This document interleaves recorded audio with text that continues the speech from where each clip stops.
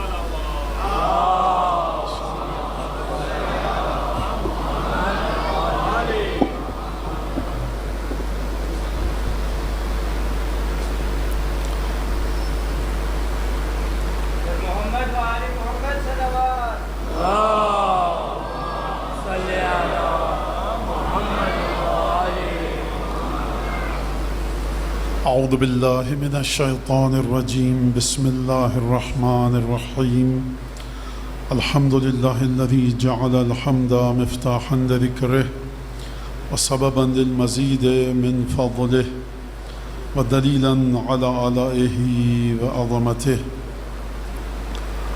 ثم الصلاة والسلام على عبده وأمين وحيه وخاتم رسله سيدنا ومولانا أبي القاسم محمد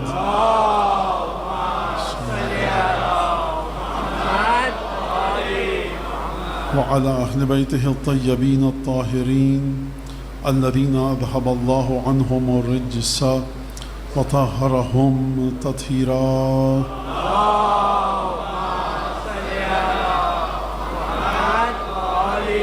واللعن الدائم على أعدائهم أجمعين أما بعد فقد قال الله الحكيم في كتابه المجيد أعوذ بالله من الشيطان الرجيم وما خلقت الجن والإنس إلا ليعبدون درود پڑھتے ہیں محمد آل محمد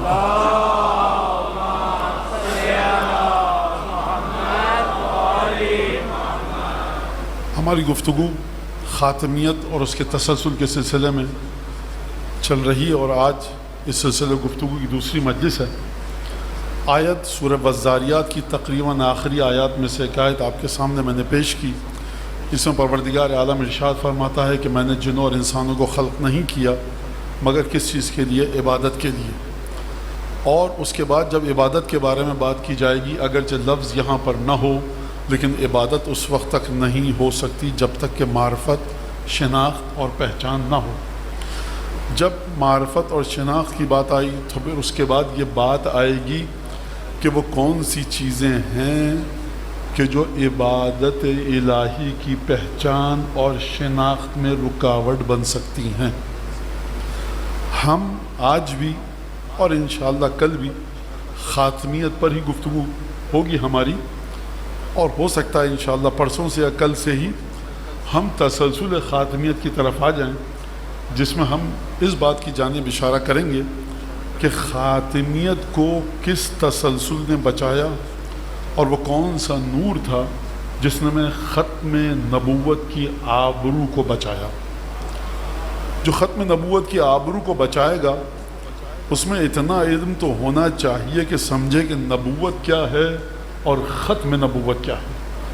حامل اسرار پیغمبری ہو، حامل علم پیغمبر ہو، حامل معرفت پیغمبر ہو، بنیادی ترین اور بڑی سامنے کی معمولی ترین شرط یہ ہے کہ پیغمبر کو نہ اپنی طرح سمجھے۔ جب میں نے یہ کہہ دیا کہ پیغمبر کو اپنی طرح نہ سمجھے تو اب اگر کوئی پیغمبر کو اپنے سے ادنا سمجھے تو اس کی تو گفتگو کے لائق نہیں ہے وہ۔ تو جو پیغمبر کو اپنے جیسا نہ سمجھے بلکہ علامت اور نشانی اور تجلی اور نور توحید زمین پر ہے پیغمبر کی صورت میں یہ سمجھے۔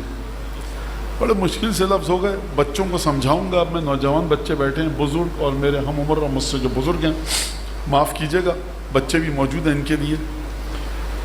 کل کی گفتگو جلدی آپ کے سامنے میں پیش کروں، خلاصہ اس کا کہ جب تک آپ جناب آدم کی عظمت کو نہیں سمجھیں گے، جب تک کہ شیطان کے ساتھ خدا کی گفتگو کو نہ سمجھ پائیں، اور جب تک آپ کے سامنے شیطان کے ساتھ خدا کی گفتگو نہ ہوگی، جب تک آپ جناب آدم کی عظمت کو نہیں سمجھیں گے، اس وقت تک آپ کی سمجھ میں خلافت الہیہ نہیں آئے گی کہ خدا کا جانشین زمین پر ہوتا کیا ہے۔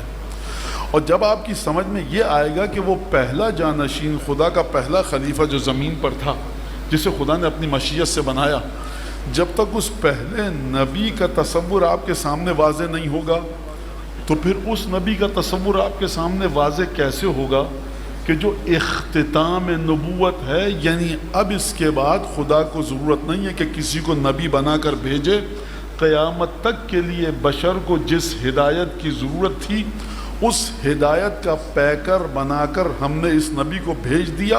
اب اس سے آگے ہمارے پاس کوئی ہے نہیں جس کو ہم بھیج سکیں۔ اس کا مطلب یہ نہیں ہے کہ خدا کے خزانے خالی ہو گئے، بلکہ اس کا مطلب یہ ہے کہ اب کسی میں صلاحیت نہیں ہے، شائستگی نہیں ہے، لیاقت نہیں ہے کسی میں کہ جو اس عہدے کو لے کر آگے آ سکے۔ اب کس میں لیاقت ہے اگر نبی کریم کے بعد نبوت کا تسلسل آئے؟ اب کس میں یہ صلاحیت ہے کہ اگر نبی کریم کے بعد بھی نبوت کا تسلسل آگے بڑھے؟ تو یہ انشاءاللہ پرسوں یا ترسوں میں واضح کروں گا کہ احادیث اور قرآن کے مطابق قرآن کریم اور حدیث کس ہستی کی جانب اشارہ کرتی ہیں کہ اگر نبی کے بعد نبوت چلتی تو پھر کون نبی کریم کے بعد پیغمبر اور نبی بنتا۔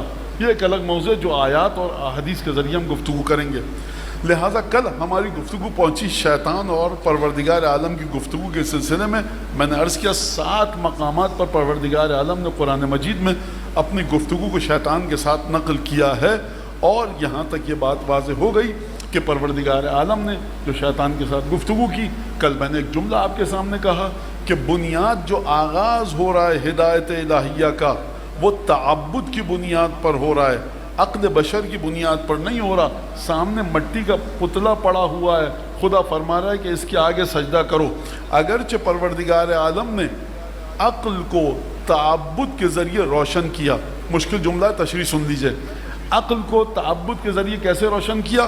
کہا ٹھیک ہے تم عبادت کرتے ہو گے، نسبح بحمدک ونقدس لک، مانتے ہیں تم عبادت کرتے ہو، لیکن دیکھو تمہاری عقلوں کو روشنی دے رہے ہیں اپنے حکم کے ذریعے، تعبد اور بندگی کے مرحلے پر آ جاؤ، عقل روشن ہو جائے گی۔ اس کا مطلب ہے بندگی کے ذریعے عقل روشن ہوتی ہے۔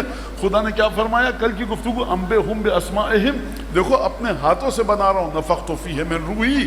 اگر تمہاری عقلوں میں کسی قسم کا شک و شبہ ہے آدم کی خلقت کے سلسلے میں، تو میں نے اپنی روح پھونکی ہے اس کے اندر، اپنے ہاتھوں سے بنایا ہے۔ اب تو اپنی عقل کے شکوک اور وہم کو چھوڑ دو کہ یہ ہم سے ادنا ہے۔ لہٰذا یہاں تک اگر آپ آ گئے تو اب کل میں نے ایک اور جملہ کہا تھا، وہ بھی سن لیجئے کہ جب بھی کوئی تواضع اور بندگی کے ساتھ خدا کے سامنے اپنے اعتراض کو پیش کرے گا تو خدا کی رحمت اس کے شامل حال ہو کر اس کی ہدایت کا انتظام کرے گی۔ فرشتوں نے کہا پروردگار ہم نحن نسبح بحمدک ونقدس لک، تیری تسبیح کرتے ہیں، تیری تقدیس کرتے ہیں، یہ زمین پہ جا کے خون بہائے گا، فساد پھیلائے گا۔ خدا نے کہا دیکھو انی عالم ما لا تعلمون، اور پھر دوسرا کام خدا نے یہ کیا کہ آدم کی حقیقت کو بتایا۔ خوب توجہ کیجئے گا، آدم کی حقیقت کس کے بلبوتے پر قائم ہے؟ ان ناموں کے بلبوتے پر جو آدم کو سکھائے گئے۔ اور یہ کون سے نام تھے؟ خدا، خوب توجہ، خدا مولانا یہ الغفور، الرحیم، الکریم، المنان، ذو العرش المجید، یہ وہ نام تھے۔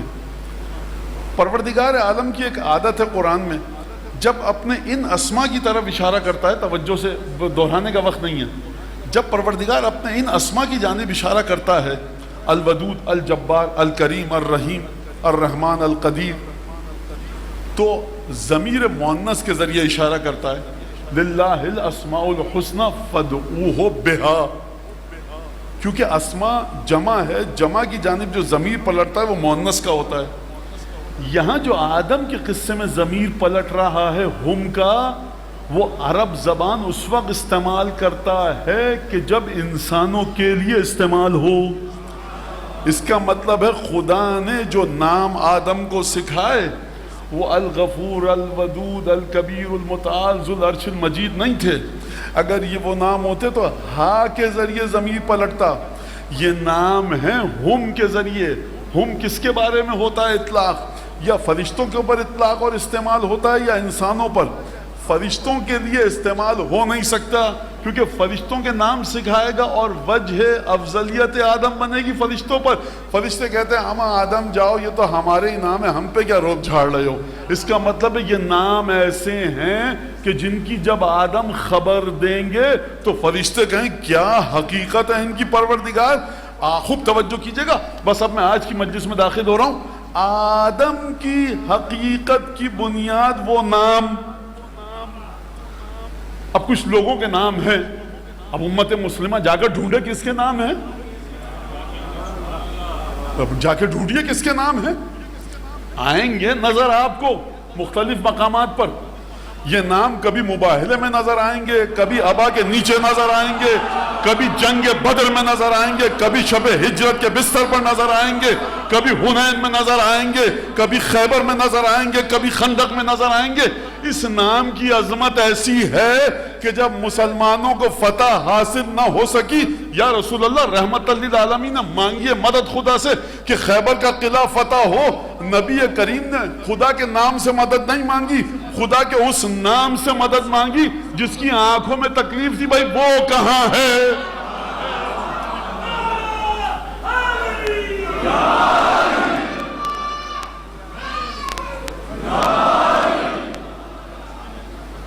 میں نے نام نہیں لیا کسی کا.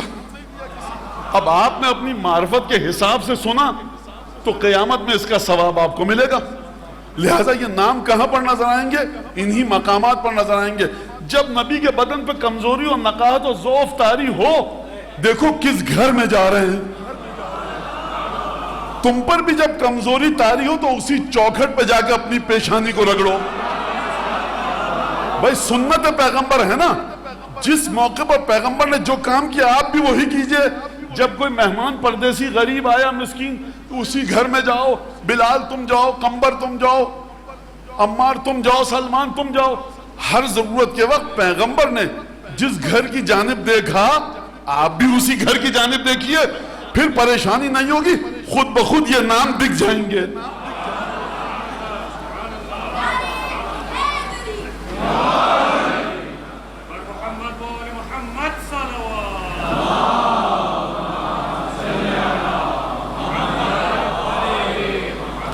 آدم کی افضلیت کا سبب یہ نام انبئہم باسمائہم.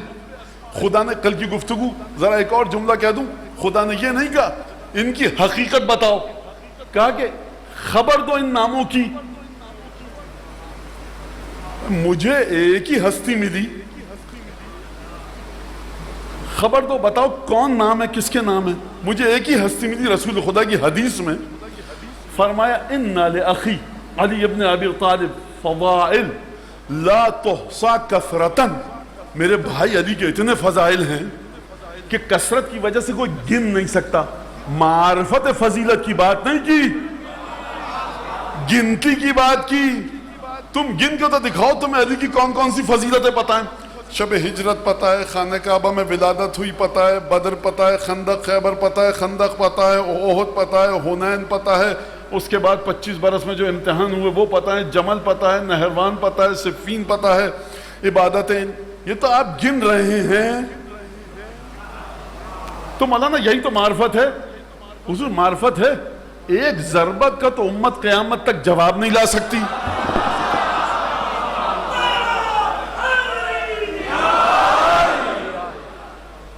آپ ایک ضربت, یہ جس انسان کا ہاتھ اٹھا اور سر پر پڑا عمرو ابن عبدود کے, اس کی برابری آپ کی عبادت نہیں کر سکتی. قیامت تک کسی کی عبادت نہیں کر سکتی. عبادت کیا ہے؟ نماز کو لے لیجئے, سبحان اللہ سبحان اللہ. اس کی وسعت کا کوئی اندازہ کر سکتا ہے جو آپ کہتے ہیں؟ نہیں. اللہ اکبر نہیں کر سکتے اندازہ. لا الہ الا اللہ کا اندازہ نہیں کر سکتے. عبادتوں میں آپ یہی سب تو کہتے ہیں, لا الہ الا اللہ, سبحان اللہ, الحمدللہ, واللہ اکبر, اشہد ان لا الہ الا اللہ, الحمدللہ رب العالمین. وہ چیز جو آپ اپنی عبادتوں میں کہتے ہیں, جن الفاظ کی آپ معرفت نہیں رکھ سکتے, ان الفاظ کے ساتھ قیامت تک کے لیے امت مصطفیٰ عبادت کرتی رہے بغیر کسی ذکر کے جو تلوار اٹھی اور بغیر کسی ذکر کے جو سر پر پڑی. مولانا آپ کو کیسے پتا کہ تلوار مارنے والے نے ذکر نہیں کیا تھا؟ اگر ذکر کیا ہوتا تو بڑا بھائی جو خیمے میں بیٹھا تھا کہتا علی کہ اس ذکر کے برابر نہیں آ سکتے. کہا ضربت کے برابر نہیں آ سکتے. ذکر کی برابری تم کیا خاک کرو گے؟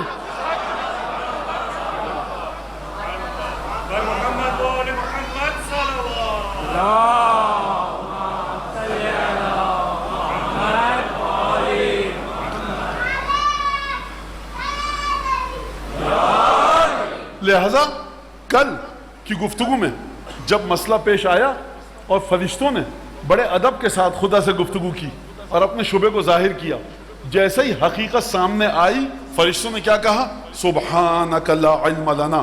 اس کا مطلب ہے کہ پھر گفتگو کو دوہرا رہا ہوں، آدم کی وجہ افضلیت ان اسما کا آدم کو علم ہونا، ورنہ آدم کی اپنی کوئی حقیقت نہیں ہے. مولانا یہ کیا کہہ دیا آپ نے؟ میں غلط کہہ رہا ہوں؟ بری لگ رہی ہے میری بات؟ سورہ بقرہ پڑھ لیجئے جا کر.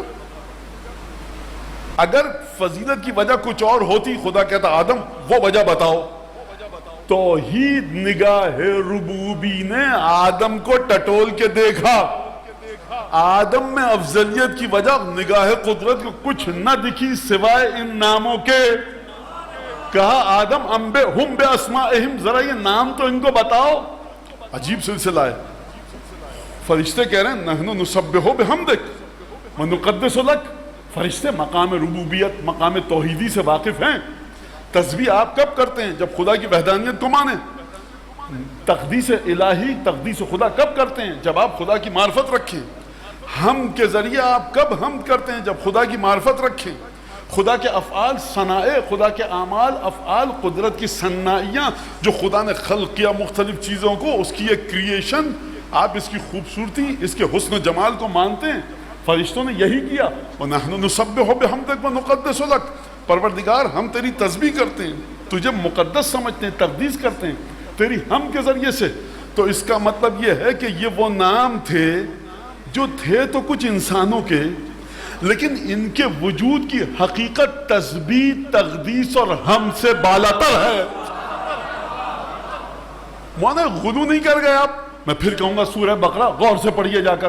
میں نے ابھی تک کوئی حدیث پڑھی نہیں پڑھی، میں نے قرآن کے علاوہ کچھ پڑھا آپ کے سامنے؟ خدا نے کہا انبئہم، ان لوگوں کے نام تو بتاؤ. تو آدم کی وجہ فضیلت ان ناموں کا علم، اور ان ناموں کی اپنی فضیلت. اب ان ناموں کی فضیلت کو کیا کہوں میں؟ ان ناموں کی فضیلت اگر اس کے سوا کچھ ہو تو یہ مقابلہ خدا کی جانب سے درست ہے ہی نہیں. ان ناموں کی فضیلت جو اب بتا رہا ہوں اس کے علاوہ کچھ ہو تو خدا نے جو موازنہ کیا وہ غلط موازنہ کیا، نعوذ باللہ. اور خدا غلط کام کر نہیں سکتا. ان ناموں کی فضیلت کیا ہے کہ ان ناموں کو جب فرشتوں نے دیکھا تو ان ناموں کی خصوص، خوب توجہ کیجئے گا صلی اللہ علیہ یا امیر المومنین، ان ناموں کی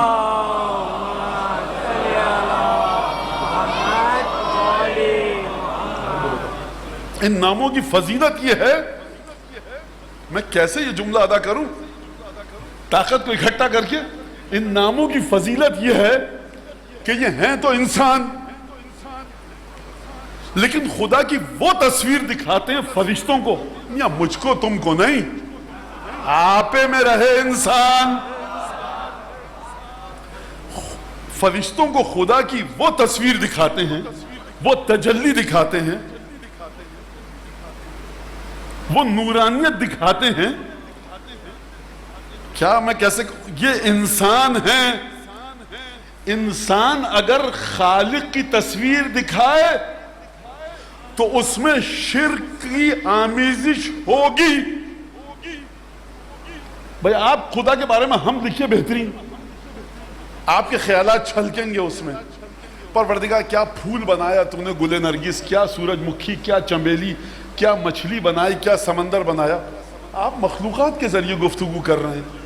بیچارہ کم علم انسان اسی مخلوقات کے جھمیلے بکھیڑے اور اسی مخلوقات کے دائرے میں پھنس جائے گا. مولانا صاحب یہ جو آپ بتا رہے مچھلی بنائی پہاڑ بنائے، یہ خود خدا ہے کیسا؟ یہ تو کبھی میں پہاڑ ذہن میں آ رہا ہے، کبھی مچھلی، کبھی پھول، کبھی گل، کبھی بلبل، کبھی بوٹے، کبھی خار، کبھی نخلستان، کبھی صحرا، کبھی ریگزار، کبھی سمندر، کبھی آبشار، کبھی دریا، کبھی کوہسار. یہ آپ خدا بتائیے نا کیا ہے. میں کہوں گا بھائی دیکھو میری جان چھوڑو، جا کے قرآن پڑھو. کچھ لوگ انسان ایسے ہیں جو ہیں تو انسان، لیکن کیا کہنا ان انسانوں کی عظمت کے کہ اپنے وجود میں بشریت کے تقاضے کو رکھنے کے باوجود جب فرشتوں کو ان کے ناموں کے بارے میں بتایا جائے تو فرشتوں کے ذہن کو شرک کی طرف نہیں لے کر جاتے، اس خالص توحید کی طرف لے کر جاتے ہیں کہ فرشتے بول اٹھتے ہیں سبحانکا پروردگار یہ کیسے انسان ہیں کہ جن کے ذریعے تجھے سمجھ رہے ہیں. انسان کے ذریعے جب خدا کو سمجھو گے تو شرک کی آمیزش آئے گی، لیکن سلام ہو ان انسانوں پر کہ ہیں بشر لیکن خدا کو اس طرح دکھا رہے ہیں کہ رتی برابر شرک کی آمیزش نہ ہو. جملہ سبحانکا بیان اسی بات کو کرتا ہے کہ پروردگار تجھ میں رتی برابر بھی اپنی مخلوقات والی صفات نہیں ہے.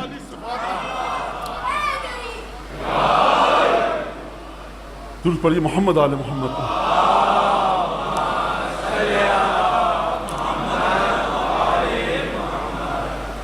ایک دفعہ اور درود پڑھ دیجئے محمد آل.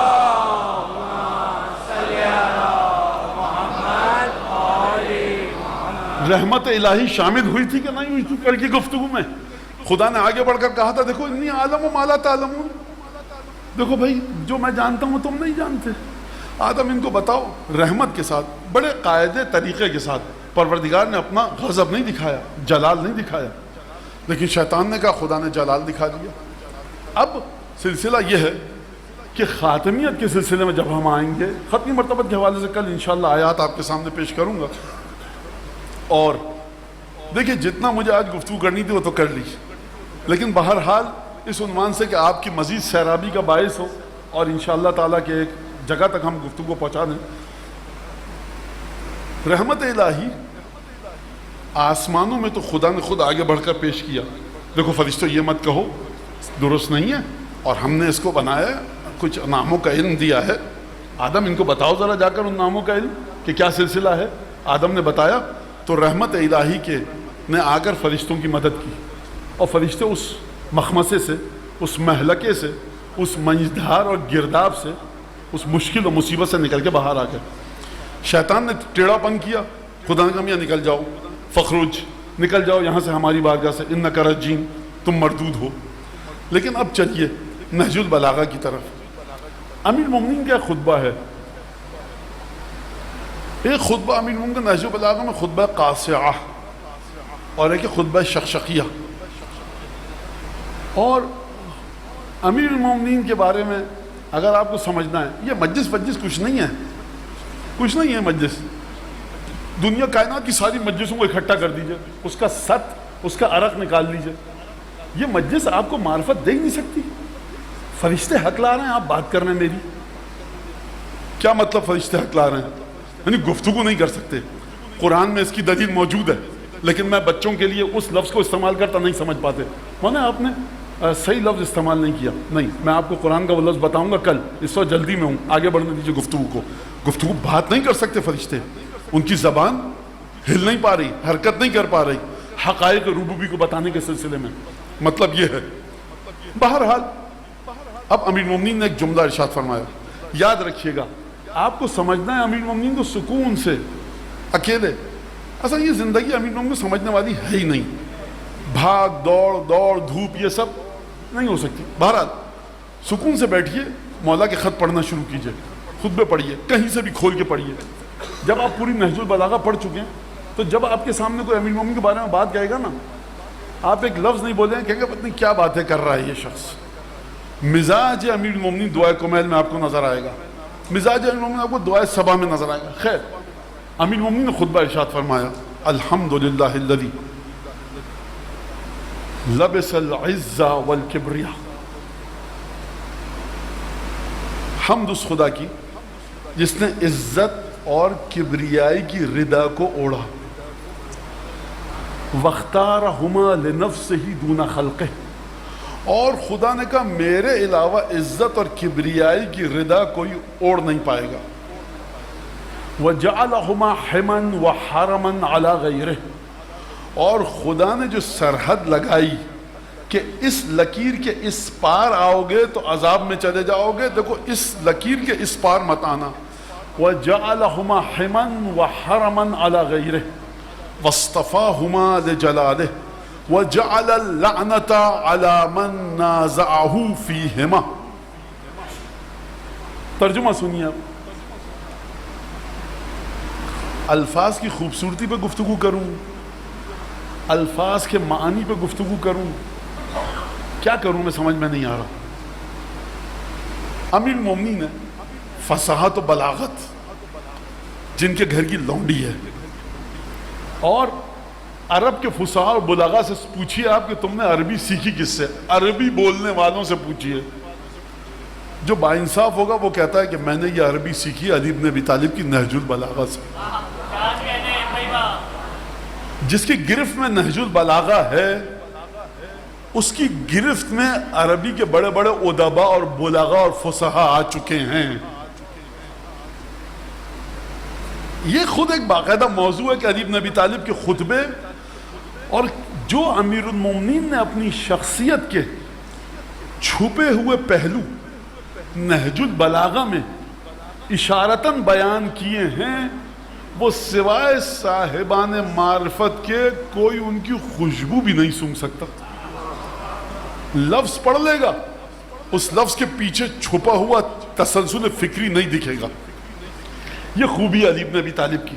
امیر المومنین کو دکان تھوڑی چمکانا چاہتے ہیں، امیر المومنین کی زبان مبارک سے گوہر نکلتے ہیں. گوہر، گوہر جوہری سونار اس کو دیتا ہے جو قیمت سے واقف ہو.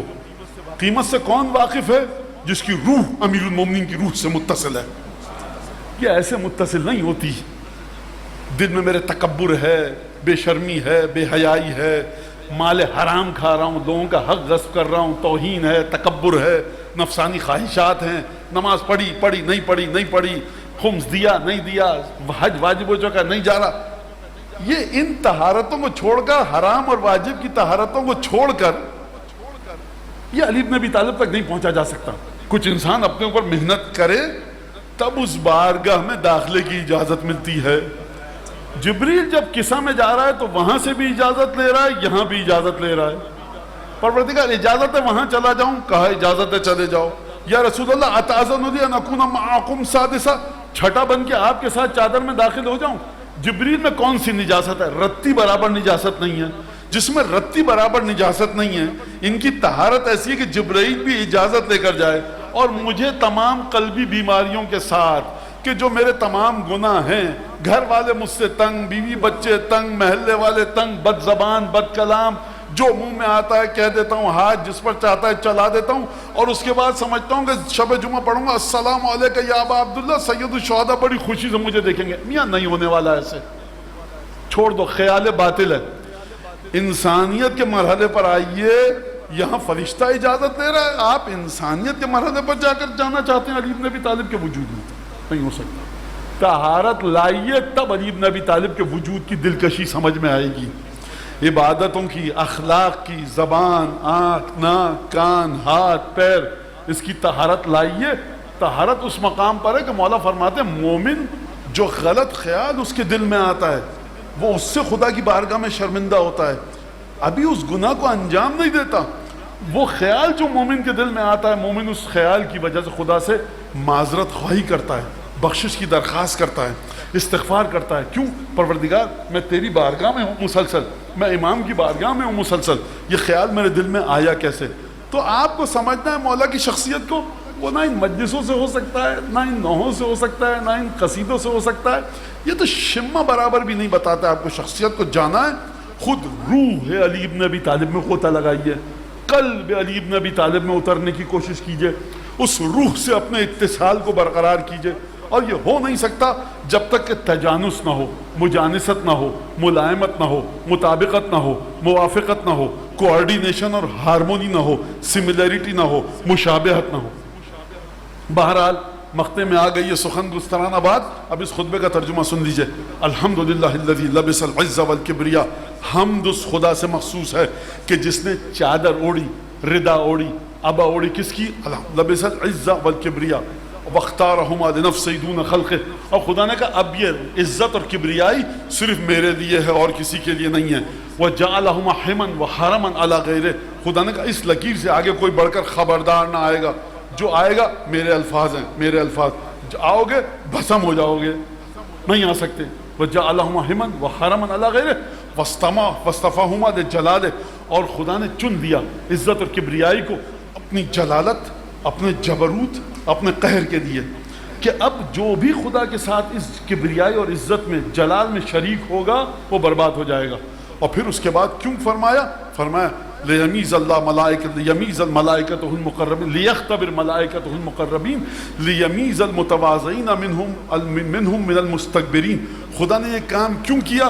خدا نے یہ کام اس لیے کیا تاکہ اپنے ملائکہ کا امتحان لے سکے.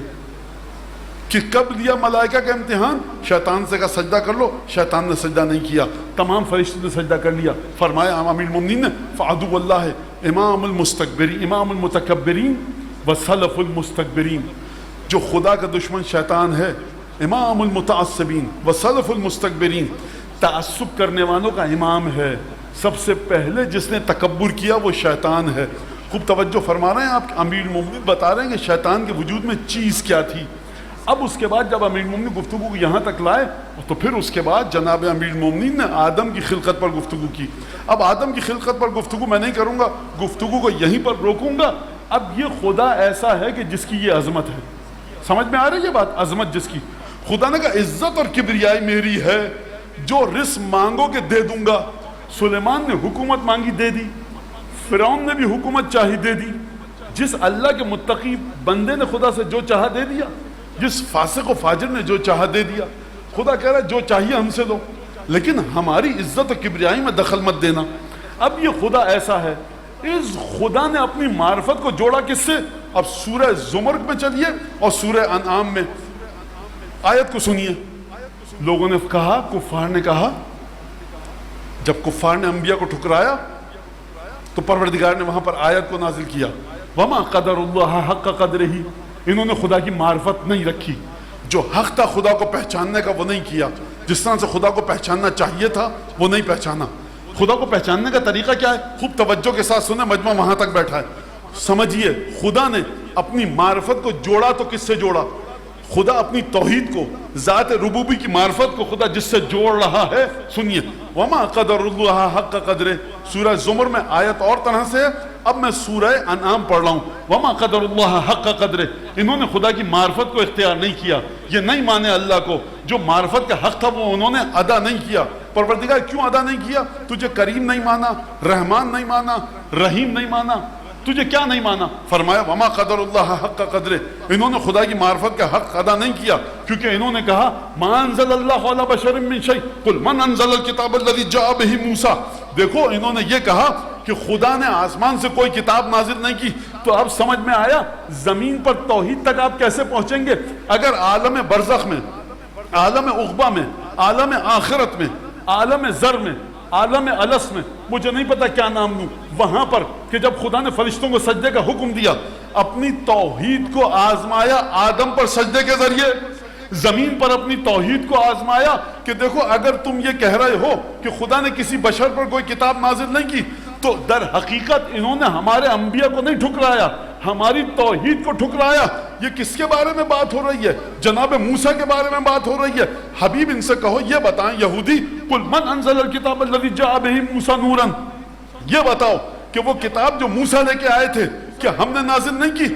ہم اپنی توحید کی نورانیت بتاتے ہیں انبیاء پر کتابوں کو نازل کر کے. غور فرمایا آپ نے؟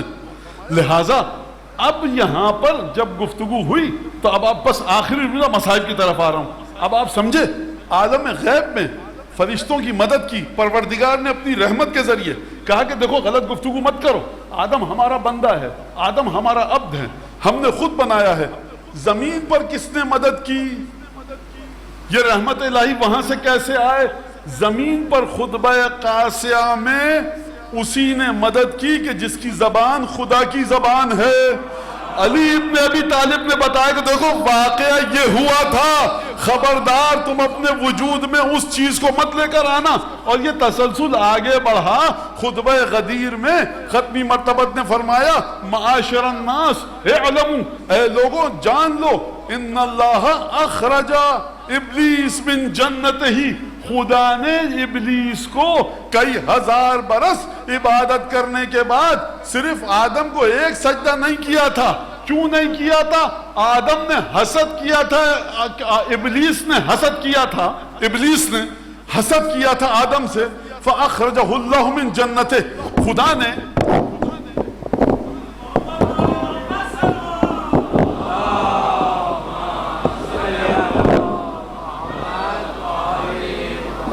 خدا نے جب دیکھا کہ ابلیس نے آدم سے حسد کیا ہے تو خدا نے ابلیس کو جنت سے نکال دیا۔ ایک سجدے کی خاطر حسد کیا تھا، کہا کہ دیکھو اب تم کو بتائے دے رہا ہوں، یہ جو میرے ہاتھوں پر بلند ہو چکا ہے نا میدان غدیر میں، فلا تحسدو ہو، 6000 برس عبادت کی تھی، آدم کو نہیں مانا تھا، جنت سے نکال دیا، تم دیکھو اگر علی سے حسد کرو گے خدا تمہارا کیا حشر کرے گا۔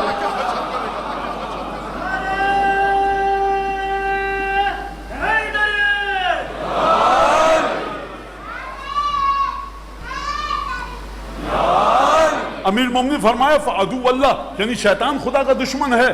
امام المتعصبین والسلف المستكبرین، علم ترو، کیا تم نے نہیں دیکھا کیف وضعہ اللہ بترفعہ، تم نے نہیں دیکھا کہ خدا نے اٹھا کر کس طرح سے ذلت کی زمین پر پٹکا ابلیس کو، کہ جب ابلیس نے اپنا سر اٹھایا، یا علی کیوں کیا؟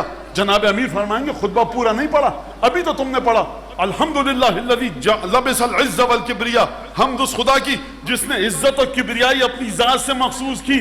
اگر علی نہ ہوتے آدم اور ابلیس کے قصے کی باریکیاں کون بتاتا؟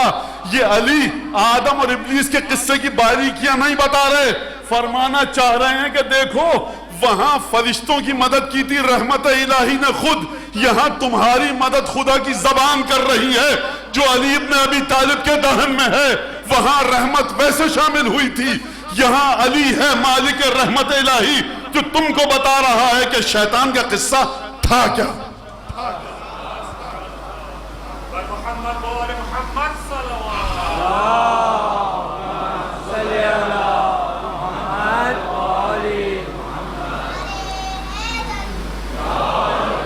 صلی اللہ علیہ یا مولا یا ابا عبداللہ، صلی اللہ علیہ یا صاحب العصر والزمان، صلی اللہ علیہ یا حجت ابن الحسن، اجرک اللہ فی مصابت جدک الحسین۔ اپنے الفاظ میں مصائب پڑھوں گا، روایت کا ترجمہ اپنے الفاظ کو شامل کرتے ہوئے، کوئی یہ نہ سمجھے کہ میں منہ بمنہ حرف بحرف بالکل روایت پڑھ رہا ہوں، آسانی کے لیے اپنے الفاظ بھی شامل کروں گا، بچوں کے ذہن میں رہے۔ آقا ہمارے پاس کسی کو بھیجیے،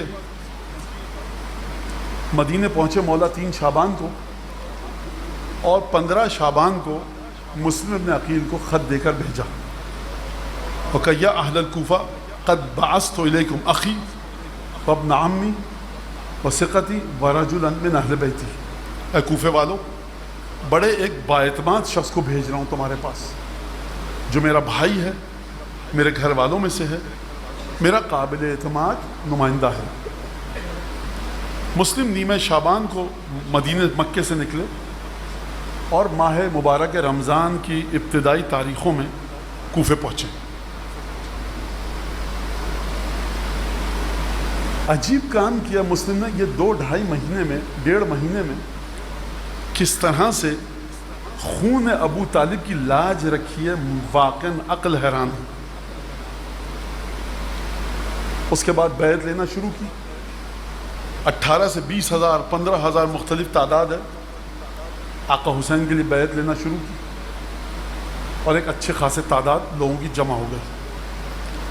میرا جی چاہتا ہے یہ جملہ ضرور کہوں جناب مسلم کے سلسلے میں، کہ جب ابن زیاد آیا شریک ابن عاور یا حانی ابن عروہ کی عیادت کے لیے، تو مسلم سے صاحب خانہ نے کہا کہ تم چھپ جاؤ، جیسے ہی میں اشارہ کروں باہر نکلنا، اور ابن زیاد کے سر کو کاٹ دینا، ابن زیاد ختم ہو جائے گا، پھر آقا حسین مدینے میں بڑے سکون سے آ پائیں گے۔ مسلم نے قتل نہیں کیا۔ ناراض ہوا صاحب خانہ، کیوں قتل نہیں کیا؟ مسلم نے مختلف وجوہات بتائیں، وہ وجوہات میں ذکر نہیں کروں گا۔ میں ایک وجہ بتاؤں گا کہ جو مسلم کی زیارت کے ذریعے ہے، مزئی تعالی بصیرتن، مسلم کسی کو قتل کرنے نہیں آئے ہیں، مسلم حسین کی لاج رکھنے آئے ہیں۔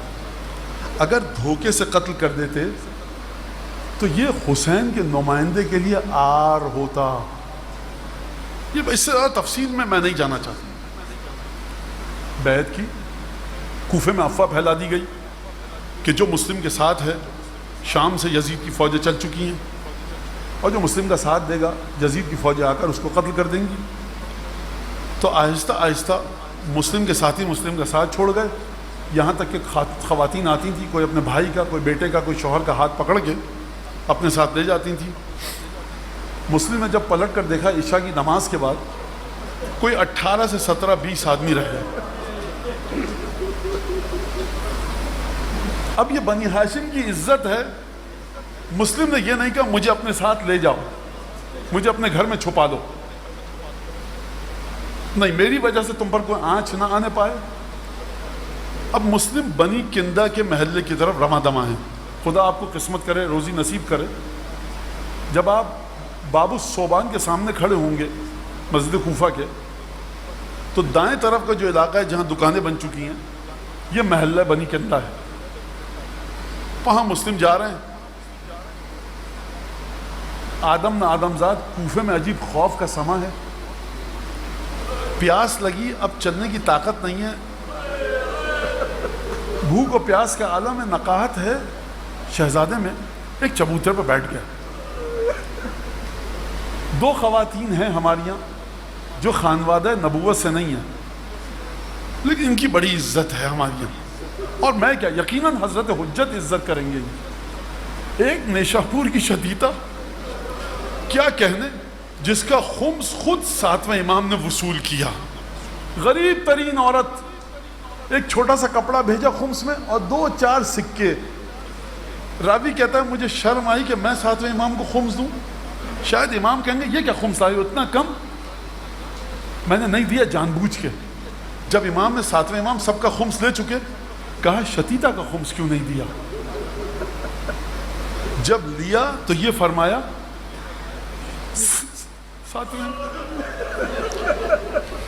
7ویں امام نے فرمایا شتیتا سے کہنا کہ ہم اس کی نماز جنازہ میں آئے، اور اگر اس طرح کی کوئی مومنہ مرے گی کہیں بھی تو سب کو بتا دو کہ ہم اہل بیت اس کے جنازے میں آتے ہیں، خلوص تو ایسا ہو۔ اور دوسری یہ خاتون طوعہ، یہ اپنے بیٹے کا، داماد کا، بھائی کا، مختلف روایتیں انتظار کر رہی تھی۔ دروازہ کھول کر دیکھا کہ میرا بیٹا اب تک نہیں آیا، اچانک دیکھا 55 54 56 سال کا ایک شخص میرے گھر کے چبوتے پر بیٹھا ہے۔ کہا کہ دیکھو میرے، اب یہ طوعہ کا دین دیکھیے، اب دین طوعہ، کہا کہ میرے چبوتے پر مت بیٹھو، تم نامحرم ہو، میں تنہا خاتون ہوں، اچھا نہیں ہے میرے چبوتے پہ بیٹھو، کسی اور جگہ جا کر بیٹھو۔ کہا کہ اگر تو مجھے ایک جام آب دے سکتی ہے تو دے دے، اور یہ بتا کہ جس کا کوئی گھر نہ ہو وہ کہاں جائے۔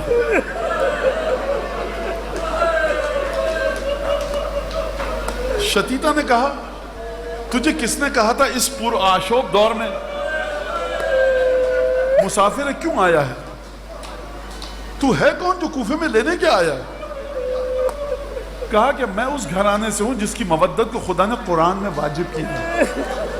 اب یہ مومنہ چوکی، کہا مزید تعارف کروائیے گا؟ کہا میرا نام مسلم ابن عقیل ہے، فرزند فاطمہ کا سفیر ہوں۔ یہ جو مومنہ تھوڑی دیر پہلے کہہ رہی تھی کہ میرے چبوترے سے اٹھ جا، اب جب سمجھ لیا کہ نور امامت کا نمائندہ ہے، اپنے گھر کے دروازے کو پاٹو پاٹ کھولا، کہا مولا گھر آپ کا ہے، میں آپ کی خادمہ ہوں۔ ایک حجرے میں لے گئی، بار بار جاتی تھی کہ مولا کوئی حاجت ہے. پھر جب کافی وقت گزرا تو سینی میں غذا اور کھانا رکھ کر اس نے اس حجرے میں لے کر گئی. اتنے میں اس کا ملعون بیٹا بھی آ گیا. پوچھا کہ یہ بار بار تم اس حجرے میں کیوں جا رہی ہو؟ کیا کہ کوئی خاص وجہ نہیں ہے. جب اصرار کیا تو اس مومنہ نے بڑی شدید قسمیں دی. کہا تجھے خدا کی قسم دیتی ہوں. کہا مان لی. کہا رسول خدا کی قسم دیتی ہوں, خانوادہ رسول کی قسم دیتی ہوں کہ راز کو بتائے گا تو نہیں. دیکھ ہم رسوا ہو جائیں گے رسول خدا کے سامنے, فاطمہ کو منہ دکھانے کے قابل نہیں رہیں گے. دیکھ یہ بڑے عظیم گھر کا اس وقت یہ شخص موجود. کہا بتاؤ تو ہوا کیا ہے؟ کہا سفیر حسین ہمارے گھر میں مہمان آیا, پناہ لی ہے, کسی کو بتانا مت. کہا کہ البشارہ, کیا خوشخبری تھی؟ میں تو مسلم کا سر کاٹ کے لے جانے کے تگدو میں تھا. اس نے ہاتھ پیر جوڑے لیکن ملعون نہ مانا. ایک دفعہ یہ مومنہ حجرے میں گئی. کہا کہ مولا آقا کھانا جوں کا تو رکھا ہے, آپ نے کھانا تناول نہیں فرمایا. کہا دیکھو جب تم گئی تھی تو مجھے ذرا نیند آ گئی. میں نے خواب میں اپنے چچا امیر المومنین کو دیکھا, فرماتے ہیں حلم الینا عجلو, مسلم جلدی آؤ تمہارا انتظار کر رہے ہیں. عجیب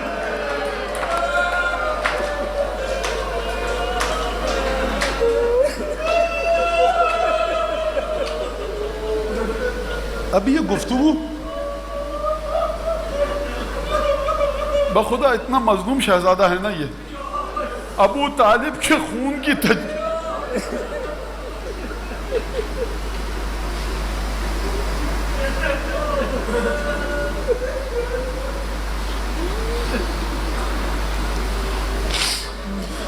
ابھی یہ گفتگو ہو رہی تھی کہ گلی میں گھوڑوں کی ٹاپوں کی آوازیں آئیں.